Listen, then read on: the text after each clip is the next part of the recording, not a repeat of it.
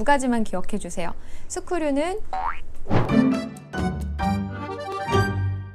안녕하세요. 여러분의 구강 건강을 서포트하는 차온TV 이은영 원장입니다. 지금 이 영상 보시는 여러분들 아마도 교정의사 선생님이 미니스크류를 심어야 교정이 잘 될 거라고 하셔서 내가 이렇게 무서운 미니스크류까지 심어가면서 교정을 해야 되나 걱정하시는 분들, 혹은 교정을 시작은 했는데 교정의사 선생님이 다음 진료 때 미니스크류 심을 거예요 하신 분들, 조만간 미니스크류가 식립이 예정되어 있으신 분들이시겠죠? 제가 실제로 교정 환자분들과 진단 상담을 하다 보면요, 미니스크류에 대해서 막연하게 너무너무 두려워하시고, 어떤 분들은 발치보다도 음악을 안 껐어. 발치보다도 훨씬 무섭다고 하세요. 약간 막연한 두려움이 있으신 것 같아요. 사실 환자분들한테 이거 진짜 안 아프다고, 정말 별거 아니라고 말씀드려도 저희 환자분들도 저를 100% 신뢰는 못하시고, 스크류 심기 전날에 유튜브나 블로그 같은 데서 스크류 심은 후기를 많이 찾아보셨다고 하더라고요. 그래서 오늘 교정용 미니스크류에 대해서 설명드리려고 합니다. 일단 미니스크류의 필요성에 대해서 좀 말씀드릴게요. 미니스크류 꼭 심어야 하나요? 꼭 필요한가요? 이렇게 말씀하시는데요. 미니스크류가 환자에게나 그리고 교정의사에게나 교정치료를 더 편리하고 훨씬 나은 교정 결과를 쉽게 만드는데 굉장히 많이 기여하고 있어요. 실제로 교정학회에서는 이 미니스크류의 등장 전후로 해서 어떤 교정치료의 분기점으로 보기도 하거든요. 굉장히 획기적인 일이었어요. 그래서 진단과 치료 계획에 대한 설명을 들으셨을 때 교정의사 선생님께서 미니스크류를 사용하셔야 합니다 라고 진단을 내리셨다면 훨씬 더 좋은 교정 결과를 위함이기 때문에 아마도 교정 선생님의 진단에 따라 미니스크류를 식립하는 게 훨씬 좋으실 거예요. 스크류 어디에 심을까요? 스크류 식립하는 위치는 치아에 심지는 않습니다. 잇몸에 심는 것인데 정확하게는 잇몸뼈에 심는 것이죠. 치아와 잇몸 구조 제가 항상 설명드리잖아요. 치아를 둘러싸고 있는 이 잇몸뼈들, 뿌리와 뿌리 사이에 존재하는 그 공간에 심습니다. 엑스레이 보시면 치아 뿌리와 뿌리 사이의 잇몸뼈로만 이루어진 공간을 제가 표시해 봤어요. 이 공간들 모두에 스크류의 식립이 가능합니다. 제가 모형의 스크류를 식립하는 과정을 좀 보여드릴 텐데요. 일단 첫 번째로 마취부터 시작을 해볼까요? 마취도 두 단계로 나눠서 해드려요. 조금이라도 덜 아프시라고 일단 도포 마취제 먼저 발라드리고, 그 이후에 주사 마취를 아주 소량만 진행합니다. 발치나 충치 치료하는 것과는 완전히 다르게 굉장히 소량으로도 충분히 마취가 되었다고 판단을 해요. 왜냐하면 치아에 심는 게 아니고 잇몸뼈에 심는 거니까요. 잇몸뼈는 치아처럼 신경이 아주 많거나 하지 않고 신경이 거의 없고 통증을 느낄 수 없는 부위라고 합니다. 조금 더 리얼하게 보여드리려고 갈비탕을 먹고 갈비뼈를 좀 가지고 와봤어요. 갈비뼈 보면 옆에 이렇게 단단한 뼈가 둘러싸여 있고 그 안에 해면골이라고 해서 잇몸뼈랑 굉장히 비슷한 해면골이 있어서 이 뼈들은 단단한 것과는 거리가 멉니다. 아무래도 좀 무르기 때문에 이런 스크류도 손의 힘만으로도 나사를 돌려서 충분히 식립이 가능한 것이죠.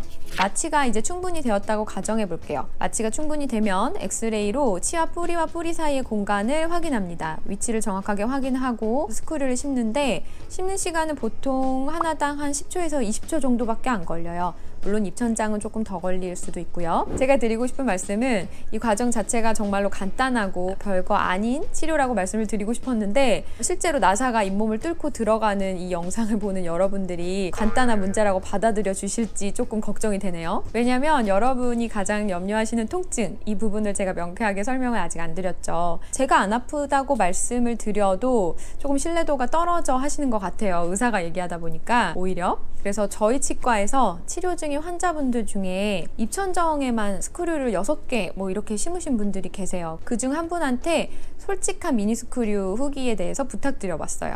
아까 확장 장치 할 때 네. 스크류 우리 많이 심었잖아요. 스크류 심을 때 마취랑 심는 느낌이나 통증 같은 거 어떠셨어요?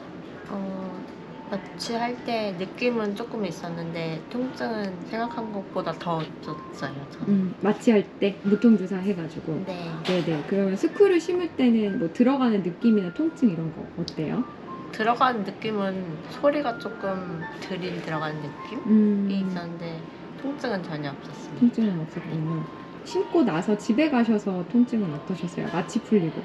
통증이 있을 거라고 먼저 말씀해 주셔서 통증 있기 전에 타이레놀 먹었고 통증은 아예 못 느끼는 것 같아요. 저희 선생님들이 통증 있기 전에 그냥 타이레놀 드시라고 해서 드신 거죠? 무서워서 네, 먼저 미리 먹었습니다. 예방적으로. 네. 스크류 있으니까 아무래도 일상생활에서 좀 불편하시잖아요. 네. 양치나 이런 거 특별한 팁이나 불편감 같은 거 표현하자면 어떤 거 있을까요? 음식물 끼는 게 가장 불편했던 것 같고요. 콩나물이나 방울토마토가 저는 빼기도 힘들었고 계속 꼈던 것 같고요. 팁을 드리자면 면봉을 반으로 잘라서 네. 집어넣어서 뺐던 것 같습니다. 네. 팁까지 감사합니다. 네, 보셨죠? 마취할 때 조금 따끔할 수는 있는데 바깥쪽 할 때보다 사실 입천정 할 때가 진짜 아프거든요, 마취는. 근데 그 부위도 방금 말씀하신 환자분 케이스처럼 보통 마취기 같은 것을 이용하면 마취에 대한 통증도 거의 없습니다. 스크류가 들어갈 때는 통증이 당연히 없어요. 마취했기 때문이기도 하고 아까도 말씀드렸지만 이 잇몸뼈에는 신경이 없기 때문에 통증을 느낄 수 있는 부위가 아니고 집에 가서 마취가 풀리고 나서 느끼는 통증은 정말 케바케, 사바사입니다. 통증이 아예 없어서 정말 아무렇지도 않았다고 하시는 분들이 거의 반이고요. 하루 이틀 정도 통증이 있어서 진통제, 타이레놀 이런 거 드셨더니 금방 괜찮아졌어요 하시는 분들이 또 거의 반. 너무너무 아파가지고 한 2주 정도는 계속 약 먹어도 아파서 고생했어요 하시는 분들은 거의 10%도 안 돼요. 아플 확률이 이렇게 낮은 치료이니만큼 걱정하지 마시고 치료를 받으셔도 괜찮습니다. 마지막으로 요 스크류 제거할 때는 정말 거의 통증이 없어요. 오히려 주사 마취를 하는 게 더 아플 정도라서 겉에 그냥 도포 마취만 좀 해드리고 나서 쏙 빼면 그만입니다. 애써 심은 스크류가 우리 잇몸뼈에 단단하게 잘 붙어 있으면 좋은데 간혹 빠지는 경우가 있습니다. 스크류가 탈락하는 이유는 첫 번째는 양치가 잘 안 돼서 염증이 생겼을 때, 두 번째는 이 두 번째가 제일 문제인데 그 부위 잇몸뼈가 약해서 고정력이 다른 부위에 비해서 좀 안 나오는 경우가 생겨요. 염증이 생기신 분들은 염증이 가라앉길 좀 기다렸다가 그 부위가 힐링이 되면 다시 심으면 됩니다. 그런데 잇몸뼈 자체가 그 부위가 약해서 자꾸 빠지는 경우라면 그 부위에는 심어도 원래 그 부위가 약하기 때문에 빠질 확률이 너무너무 높아져요. 그래서 부위를 좀 옮겨서 심을 가능성이 높죠.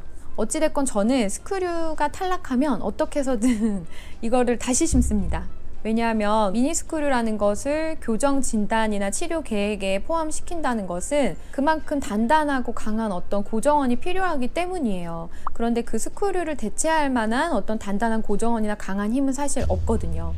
물론 아주 정 안 되면 다른 방법을 찾아야겠지만 스크류를 뭐 2번, 3번 혹은 다른 부위에 이렇게 시도할 수 있는 건 여러분의 치료 결과와 어떤 치료 방향성 상에서도 저는 그게 맞다고 생각해요. 자, 오늘의 결론 2가지입니다. 2가지만 기억해 주세요. 스크류는 교정치료 시 좋은 결과를 위해서 꼭 필요할 때 사용하는 장치이기 때문에 너무 어렵고 멀게만 생각하지 말자. 생각보다 굉장히 많이 사용을 하는 치료다. 그리고 두 번째는 이게 중요하죠. 스크류는 진짜 아프지 않다. 조금 아플 수 있지만 진통제 먹으면 충분히 괜찮아질 정도니 겁먹지 말자입니다. 너무 걱정하지 마시고요. 스크류 이용한 교정치료 잘 받으시길 바랄게요. 미니 스크류 이용한 교정치료 잘 받으시고요. 다음 시간에 만나요. 안녕.